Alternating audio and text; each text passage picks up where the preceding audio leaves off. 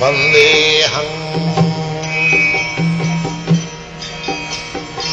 Sri Guru.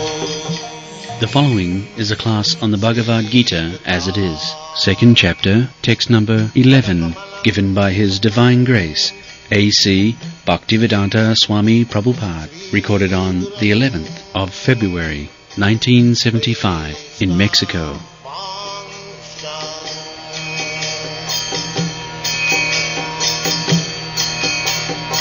Sri Rupam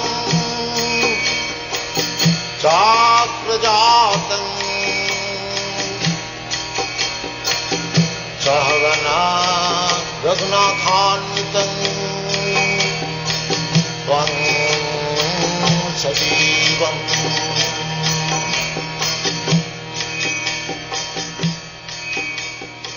Sadvaitam.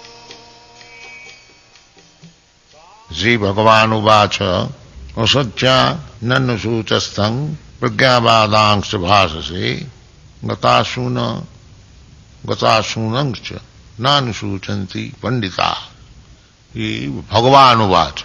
Bhagavan means the Supreme Being. In the English dictionary, when you consult the word God, it is stated there, the Supreme Being. What is that Supreme Being? We are all living beings, but amongst ourselves there is comparative, superlative positions. I am here, you are here, he is there. So, you may be better than me, he may be better than you, and somebody else may be better than him.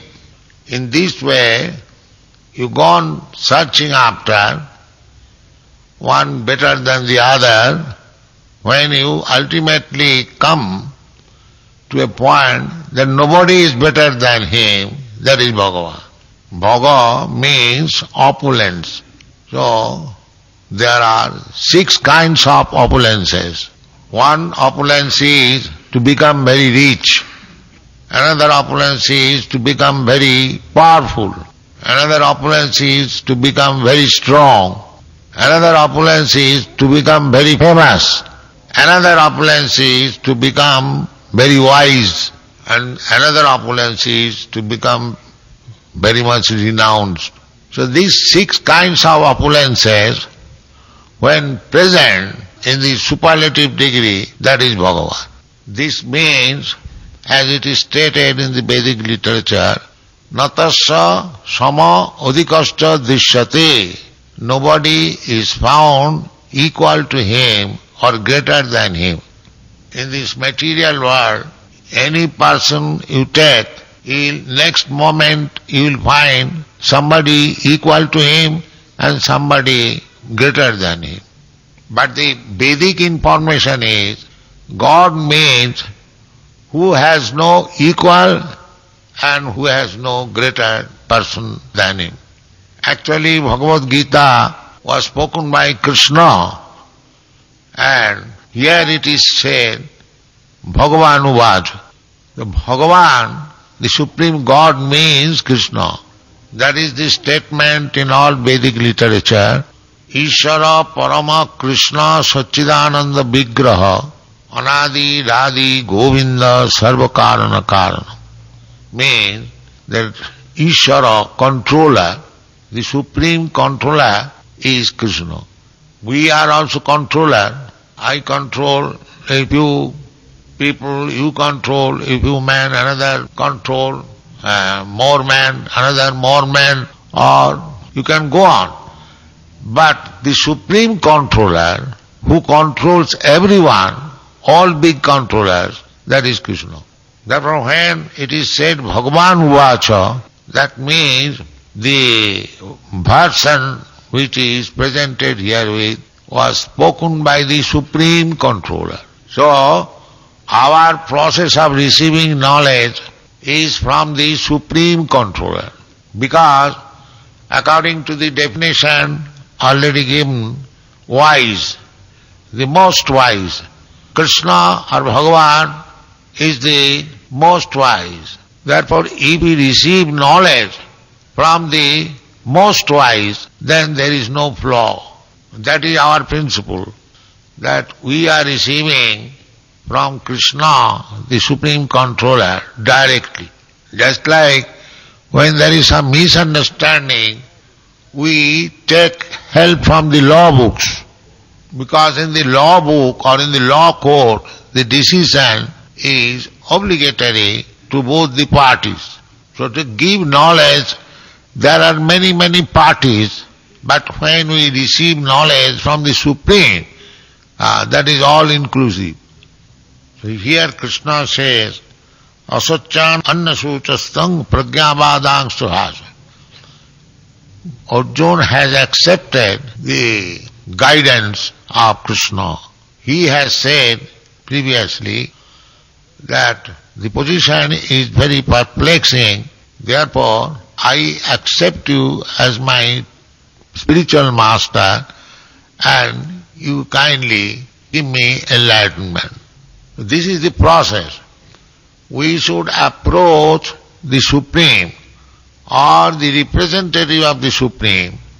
Just like the same example, when there is any controversy, we refer to the law book or to the lawyer, or we take the decision of the law court, and that is final. So here Krishna says to Arjuna that because he has accepted the leadership of Krishna, therefore Krishna is chastising him in this way. He is chastising in this way that Arjuna was talking with Krishna as friends. So friends means equal status, but he gave up that status. He took the status of a disciple. A disciple means who voluntarily agrees to be disciplined by the spiritual master. When one becomes disciple, he cannot disobey the order of the spiritual master. Shishya, this word comes from the root shas dhatu, means I accept your ruling. So previously Arjuna has accepted Shishyasti hang sadhimang prapannam. I am now surrendered to you and I agree voluntarily to accept your ruling. This is the relationship between the spiritual master and the disciple. So we have got 10 kinds of offences in chanting the Hare Krishna mantra. The first offence is Guru Avagya, means to disobey the orders of Guru, spiritual master. One cannot disobey the orders of Guru. Chaitanya Mahaprabhu, although he is Krishna himself, he also says, Guru more murkha deki korila sasan. My Guru, my spiritual master saw me a fool, and therefore he has chastised me. So therefore, because Arjuna has accepted Krishna as Guru, therefore he is chastising him that you are lamenting on a subject matter which is not done by any learned man. That means you are not a learned man, you are fool. The learned man does not do like this. That means you are not learned man because you are doing this. So Krishna says that you practically, you are not in the knowledge of things, still you are lamenting on the bodily concept of life. Anyone who accepts his body as self, he is not only learned, but he is compared with the animal. That is the statement in the Vedic literature. Jasyato buddhi kunapeti dhatuke sadhik kalatra dhisuvoma ijjadhi jatirtha buddhi salilena karhichit janesu avijnesu saeva gokhara. Go means cow and khara means ass. So anyone who accepts this body as self, he is animal, he is not human being. That is the beginning of knowledge. People are accepting knowledge from his school, college, university, but at the present moment at least, how many people know that he is not body? Unless we understand this first principle of knowledge, there is no question of spiritual advancement of life. So, the beginning of Bhagavad Gita is to give lesson that we are not this body. It will be later on explained that the spirit soul or the real person is within this body. Just like we are here, we are within this heart and coat, but we are not this heart and coat. So, if this heart and coat is torn, if somebody becomes mad after it and lamenting, that is not very good sense. Therefore he is saying that asaccharanusūchastang, you are lamenting on the subject matter which is never done by any learned man. A ship without rudder or without captain, a ship without captain, he has not mentioned, but Bhagavat has mentioned. No, you don't bring any other question. You talk about this which you have lectured. In this way, if you bring other question, that is not. We are discussing one verse. You can put question on this, not irrelevant question. Of course, that is not irrelevant, but not in connection with this verse. So, question means in connection with this verse. How do you understand when you go for treatment to a physician? How do you understand that here is a physician? How do you understand? Tell me. Yes. Somewhere or other, you know that he is a physician. And similarly, you have to find out Guru. Guru, first of all, who requires a Guru? That is the question. Because Guru is not a fashion. It is said in the Srimad Bhagavatam, Tasmat Gurum Prapaddeta. On account of this, you should go to a Guru. What is that account? Tasmat Gurum Prapaddeta Jignashu Shreya Uttamam. One who is very much inquisitive to know about spiritual affair, he requires a Guru. Spiritual affair means that we are in this material world, we are suffering. When the question will come in one's mind, why I am suffering? That is spiritual. Just like an animal is being taken to the slaughterhouse, he cannot inquire why I am being taken to the slaughterhouse. But if a man is being taken forcibly, he will protest, he will cry, he will call crowd. Therefore, human being can inquire about spiritual affair. So, when there is spiritual inquiry, then one requires a Guru.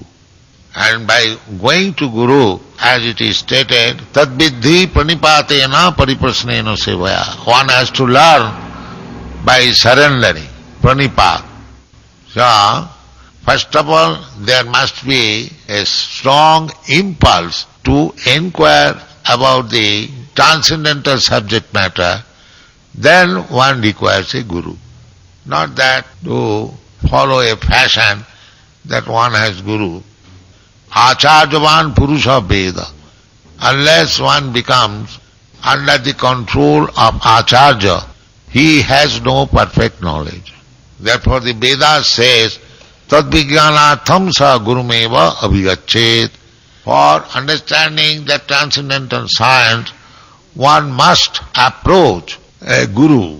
And what is the symptom of Guru? Samitpani Srutiyam Brahmanishtam.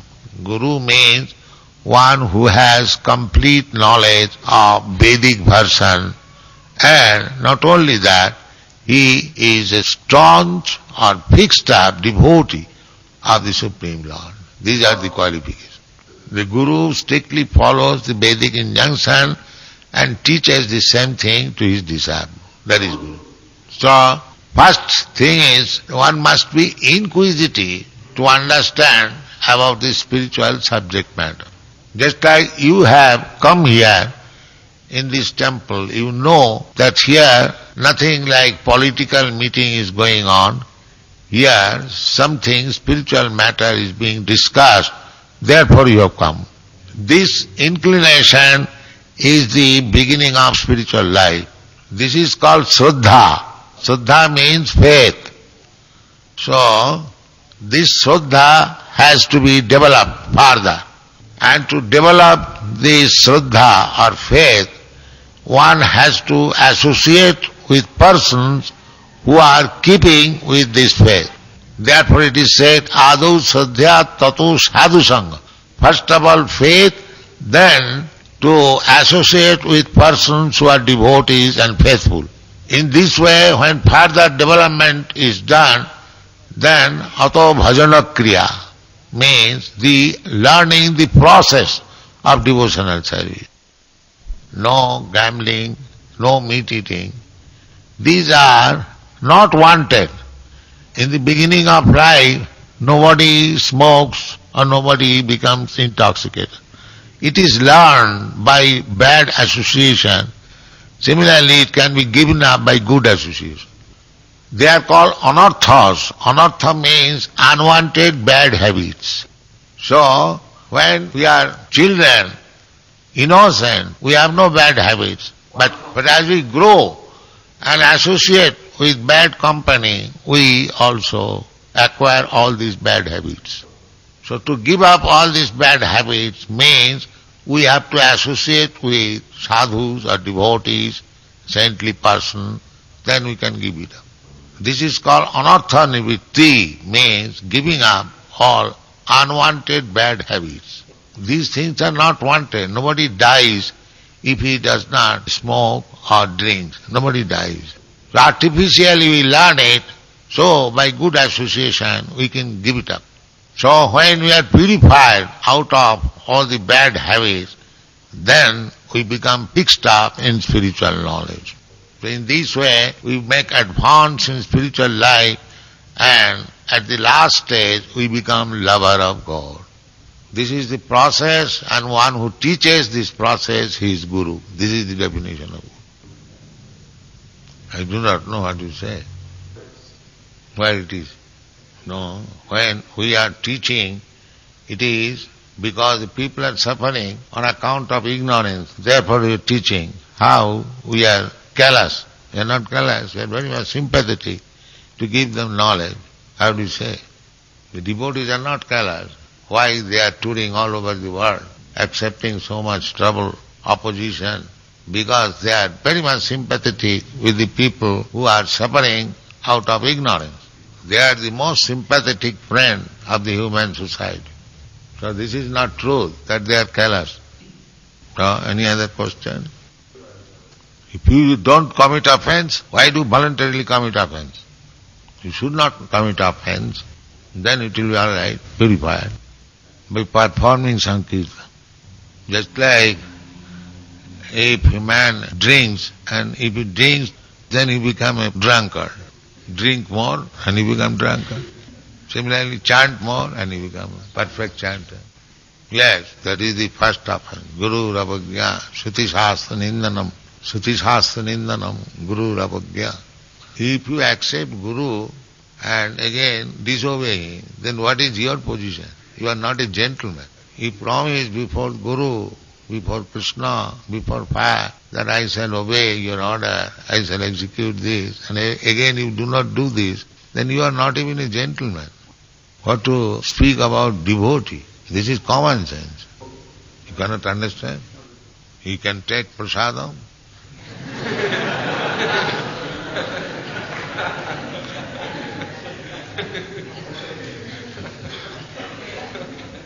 Bhaktivinoda Thakur has said like that, तार मध्य जीवभा अति लोभमय सुदूर मति तारे जेता कठिन संसारे. Out of all the senses, the tongue sense is very powerful. So it is very difficult to control it. So he says, तार मध्य जीवभा अति लोभमय सुदूर मति. The tongue is very greedy and very difficult to be controlled. Therefore, Krishna has given us one weapon. What is that? Krishna baro dayamoy koribare jivha joy saprasad anna dila bhai. Krishna is very kind. Therefore, he has given us his remnants of food stuff. So if we make this promise that I shall not take anything which is not offered to Krishna, then your tongue will be controlled. And in the Shastra it is said that you cannot understand Krishna, Atah Sri Krishna Namadi, not only Krishna, even his name, you cannot understand with these imperfect senses. Atah Sri Krishna Namadi namavid grayam indriyai sevan mukhe hi jivhado sami vaspuratada. But when you engage your tongue in the service of Krishna, then Krishna reveals himself. So the tongue's business is twofold. One is with tongue we speak, we vibrate sound. And another business is with tongue we taste nice food stuff. So if you engage this tongue in the matter of Krishna's service by vibrating Hare Krishna mantra, and if you don't allow your tongue to touch anything which is not offered to Krishna, then you become immediately Krishna realized. So when the tongue is controlled, all other senses are automatically controlled. This is the process.